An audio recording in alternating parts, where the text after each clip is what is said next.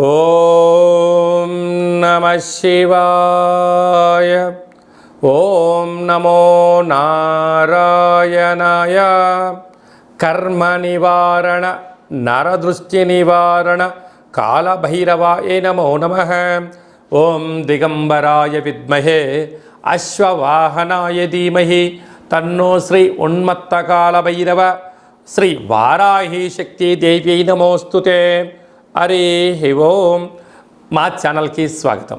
చూస్తున్న వీక్షకులకు, ప్రేక్షకులకు, ప్రియ కాళభైరవ భగవద్బంధులకి స్వాగతం పలుకుతూ, మమ్మల్ని ఎంతగానో ఆదరిస్తూ ఉండబడినటువంటి ప్రియ సోదర సోదరీమణులకు స్వాగతం పలుకుతూ, అందరి పైనను శ్రీ ఉన్మత్త కాళభైరవ స్వామికి ఆశీస్సులను కోరుకుంటూ, ఎవరి గృహంలో కూడా కలతలు లేకుండా, అష్ట కష్టాలు లేకుండా అష్ట ఐశ్వర్య ప్రాప్తిని కలిగించాలని కోరుకుంటూ, వారు విద్యార్థులైతే విద్యార్థులు విద్య, ఉద్యోగస్తులైతే ధనము, వ్యాపారస్తులైతే వ్యాపార ఆకర్షణ కలిగి అన్నింటా విజయం సాధించాలని ప్రార్థన చేస్తూ, కాళభైరవ స్వామి వారిని ఆశీర్వదించమని మనసారా కోరుకుందాం. 1వ తారీఖు 7వ నెల 2024 నుండి 15/7/2024 వరకు పుట్టినటువంటి వారందరికీ కూడా ముందస్తుగా జన్మదిన శుభాకాంక్షలు. గతంలో వివాహం చేసుకున్న వారికి వివాహ వార్షికోత్సవ శుభాకాంక్షలు. ద్వాదశ రాశుల్లో గ్రహ గమనాన్ని ఒకసారి వీక్షింపచేద్దాం. మేషరాశిలో కుజభగవానుడు స్వక్షేత్ర సంచార స్థితి, వృషభ రాశిలో దేవగురు బృహస్పతి సంచార స్థితి, మిథున రాశిలో రవి శుక్ర సంచార స్థితి, కర్కాటక రాశిలో బుధ సంచార స్థితి, కన్యరాశిలో కేతు సంచార స్థితి, కుంభరాశిలో శని భగవానుడు స్వక్షేత్ర సంచార స్థితి, మీనరాశిలో రాహు సంచార స్థితితో ద్వాదశ రాశుల్లో గ్రహ గమనాలు ఈ విధంగా ఉన్నాయి.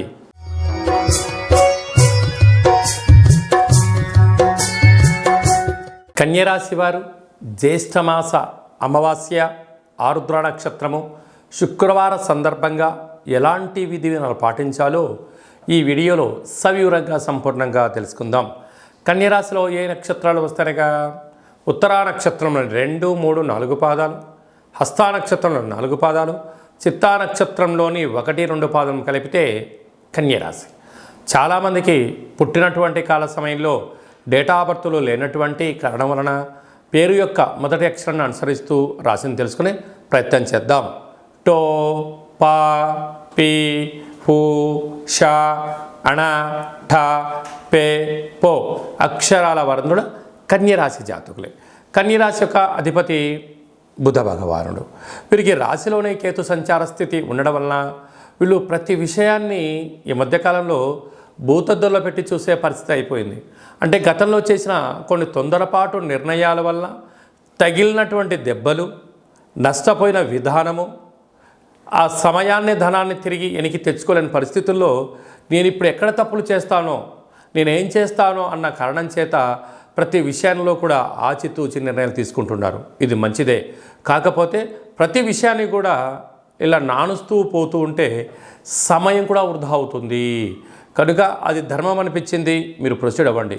లేదు, కొంతకాలం వాయిదా వేయండి. ఇక్కడ సమయం, ధనం విలువైంది. దాంతోపాటు మీ యొక్క భవిష్యత్తు జీవితం కూడా విలువైందని చెప్పి గుర్తుపెట్టుకోగలగాలి. 6వ స్థానంలో శని భగవానుడు స్వక్షేత్రకంగా ఉండడం వలన రుణ సమస్య, రోగ సమస్య, శత్రు సమస్య, గృహ భవన నిర్మాణ కార్యక్రమాలలో, కొనుగోలు క్రయ విక్రయాలలో దయచేసి అప్పులు చేయొద్దు. చేశారా అది అలా అయిపోతుంది, ఇది ఇలా అయిపోతుంది, మధ్యలో మీరు అప్పుగా మిగిలిపోతారు.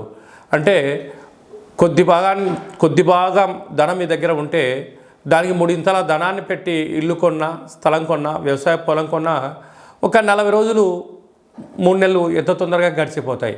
ఇచ్చిన డబ్బులు తిరిగి రావు, బ్యాంక్ లోన్లు చేతికి అందవు, మీరు అప్పుల పాలయ్యే పరిస్థితి ఉంటుంది.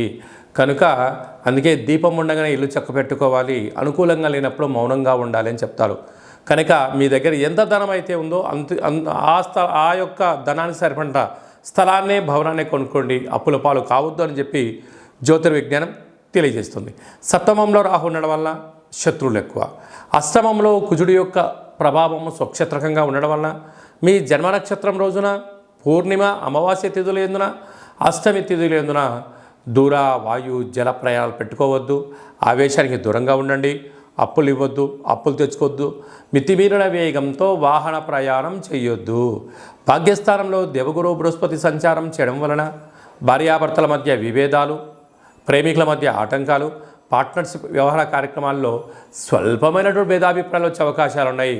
కనుక వీటిని వినండి, చిరునవ్వుతో స్వీకరించండి. మీరు తొందరపడి మాటను జారవద్దు, రియాక్ట్ అవ్వద్దు. నెగిటివిటీని, శత్రువులను మూట కట్టొద్దు. ఏడాది తర్వాత రవి భగవానుడు మిథున రాశిలో శుక్రుడితో కలిపి సంచారం చేయడం వలన వృత్తులు, ఉద్యోగాలు, వ్యాపారాలు, విదేశాలకు వెళ్ళాలి, కొత్త ఉద్యోగ ప్రయత్నం చేసేవారికి ఇది చాలా మంచి కాలము అని చెప్పి గమనించాలి. లాభస్థానంలో బుధ భగవానుడు సంచారం చేయడం వలన మీ తెలివితేటలకు, బుద్ధుడికి మంచి కాలం అని చెప్పి గమనించాలి. కనుక అమావాస్య అనగానే అమ్మవారి పూజకు, కాలభైరవుడి పూజకు విశిష్టత. కళవు వెంకటనాయక అన్నట్టుగా వెంకటేశ్వర స్వామి వారికి ఒక తులసిమాలను సమర్పించడం, కాళభైరవ స్వామి యొక్క దీపము, కాళభైరవ స్వామి వారి యొక్క సౌభాగ్య ముడుపు, కాళభైరవ అష్టకాన్ని వినడం, పక్షులకు, కుక్కలకు ఆహారాన్ని దానం చేయడం వలన ఈ సమస్యలన్నీ తొలగిపోతాయని చెప్పి గమనించాలి. స్వయంవృత్తులు, సేవారంగాలు, వ్యాపార కార్యక్రమాలు, వ్యవసాయ సోదరిమణులు, హోటల్ వ్యాపారస్తులు, సాఫ్ట్వేర్, హార్డ్వేర్ ఉద్యోగస్తులకు చాలా మంచి భవిష్యత్తు ఉందని చెప్పి గమనించాలి. ముఖ్యమైనటువంటి పండగల గురించి క్లుప్తంగా, సవివరంగా, సంపూర్ణంగా తెలుసుకుందాం. 5వ తారీఖు 7వ నెల 2024 జ్యేష్ఠమాస కృష్ణపక్ష అమావాస్య శుక్రవారము, ఆరుద్ర నక్షత్రము. సాక్షాత్తుగా ఆ పరమేశ్వరుల స్వామివారి యొక్క జన్మ నక్షత్రము ఆరుద్ర నక్షత్రము శుక్రవారం రావడము, అందులో జ్యేష్ఠమాసంలో రావడము చాలా అరుదుగా వచ్చేటువంటి అమావాస్య కనుక మనమందరము కూడా ఇంట్లో కూష్మాండ దీపాన్ని పెట్టుకుందాం. కాళభైరవ స్వామిని స్మరణ చేద్దాం. నరదృష్టిని, కర్మను తొలగించుకుందాం. అనుకుంటున్న అన్ని పనులలో విజయాన్ని సాధింపచేద్దాం. అలాగనే 14/7/2024 ఆషాఢమాస శుక్లపక్ష అష్టమి ఆదివారం చిత్తా నక్షత్ర సందర్భంగా మనమందరము కూడా కాళభైరవ స్వామి స్మరణ, ధ్యానము, కూష్మాండ దీపము, హోమ కార్యక్రమంలో పాల్గొనడం వలన మనకు ఉండబడినటువంటి నరదృష్టి, కర్మ నివారణ, భూత, ప్రేత, పిశాచ, బ్రహ్మర, యక్షర, యమదూత దోషాలు తొలగిపోయి అనుకుంటున్న అన్ని పనులలో విజయం సాధించడం జరుగుతుంది. ఇంకనూ మనము అద్భుతమైన విజయం సాధించగలగాలి అన్నట్లయితే ఈ యొక్క పాత్ర కంచు పాత్ర అంటారు. ఒక పాత్రలో 12 రాసులను అచ్చు వేయడం జరుగుతుంది. ఈ పాత్ర కాళభైరవ స్వామి వారి యొక్క అక్షయ పాత్ర. ఈ యొక్క పాత్ర మన గృహంలో ఉంచుకొని ఎలాంటి విధిని పాటించాలో ఈ వీడియోలో సవివరంగా, సంపూర్ణంగా తెలుసుకుందాం. ఒక్కసారి చూద్దాం. ఇలా ముట్టుకోగానే ఓంకార శబ్దం రావడం జరుగుతుంది. ఇలాగా